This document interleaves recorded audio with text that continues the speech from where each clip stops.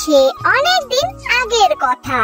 কই গো গিন্নি, আমাদের আলু গাছগুলো তো অনেক বড় হয়েছে, আর অনেক বড় বড় আলুও ধরেছে। আমি বলি কি, আমাদের আলুগুলো কাল থেকে তুমি বাজারে বিক্রি করতে শুরু করে দাও। এখন আলুর অনেক দাম পাওয়া যাবে। হ্যাঁ, তুমি ঠিকই বলেছো, কাল থেকে আলু বিক্রি করা শুরু করে দেব। এই বলে তারা বাড়িতে চলে যায়। গিন্নি, আমি চললাম আলু বিক্রি করতে, তুমি বাড়িতে থাকো। আচ্ছা। মাইরি, আলু আজকে তোমায় বিক্রি করব, বিক্রি করে টাকা কামাবো মাইরি। এই বলে মিচকে তার চাষের জমিতে চলে আসে। আজকে অনেক আলু তুলে ফেলেছি, যাই বাজারে যাই।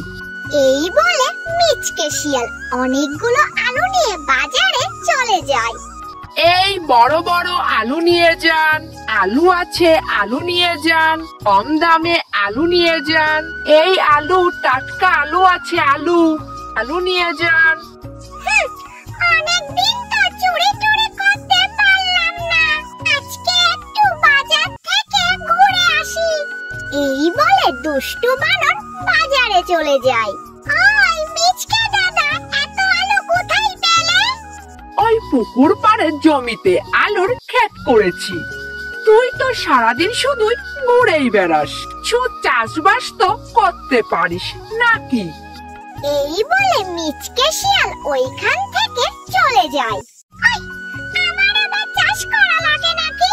যাই মিচকে দাদার ক্ষেত থেকে একটু ঘুরে আসি।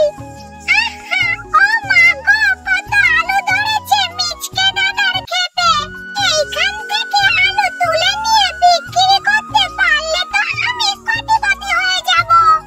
আহা, আজকে রাতেই চুরি করতে আসবো। এইদিকে মিচকে শিয়াল খুশি মনে বাড়ি চলে যায়। মাইরি, দেখো গিন্নি, কত টাকার আলু বিক্রি করেছি।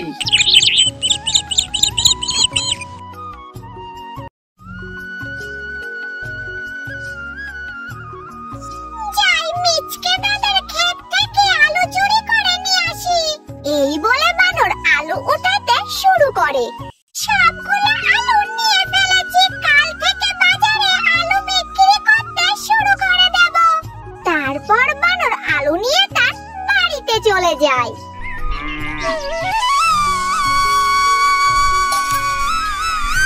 কই গো, যাও কিছু আলু উঠিয়ে বাজারে বিক্রি করে আসো। ঠিক আছে গিন্নি, আমি এক্ষুনি আলু খেতে যাচ্ছি। মিচকে তার খেতে এসে দেখে কোনো আলুই তার খেতে আর নেই। হাই হাই হাই হাই রে, আমার এই সর্বনাশটা কে করলো রে? আমার এত কষ্টের এত টাকার আলু কে চুরি করলো রে? হাই হাই রে, এত বড় সর্বনাশ কে করলো রে? ওরে, আমার আলু ফিরিয়ে দে। ওইদিকে বাজারে বানর আলু বিক্রি করতে থাকে। এই আলু নিয়ে যান, আলু, বড় বড় আলু। এই টাটকা টাটকা আলু আছে, তাড়াতাড়ি নিয়ে যান। একদম টাটকা খেতের আলু, আলু নিয়ে যান, আলু। গিন্নি, আমি আর কোনো চাষাবাদই করব না। এত কষ্ট করে আমি আলু চাষ করলাম, আর কে যেন আলুগুলো সব চুরি করে নিয়ে গেছে। দূর। আমি বলি কি, আমাদের রান্নাঘর তো ফাঁকাই আছে, এখানে আমরা বাঁশ চাষ করতে পারি। আর বাঁশ তো কেউ চুরি করে নিতেও পারবে না। ঠিক আছে গিন্নি, তুমি যখন বলেছো, একবার না হয় চেষ্টা করেই দেখি। তারপর মিচকে তার রান্নাঘরকে চাষবাস করার জন্য উপযোগী করতে থাকে। মাইরি গিন্নি, বাঁশ গাছের চারা তো রোপণ করে দিলাম, দেখি এইবার কি হয়। এই যে দেখো, আমাদের বাঁশগুলো তো অনেক বড় হয়ে গিয়েছে। মাইরি গিন্নি, তোমার বুদ্ধি তো কাজে লেগে গেছে।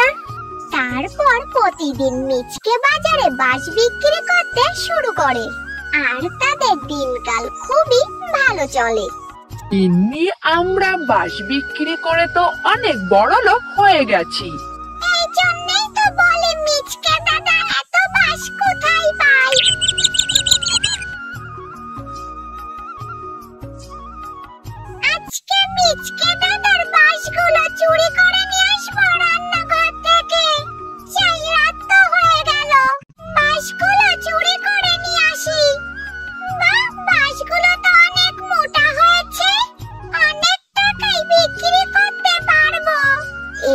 কথা বলে বানর বাঁশ কাটতে শুরু করে। বাঁশ কাটার শব্দ শুনে মিচকে ও তার বোন ঘুম ভেঙে যায়।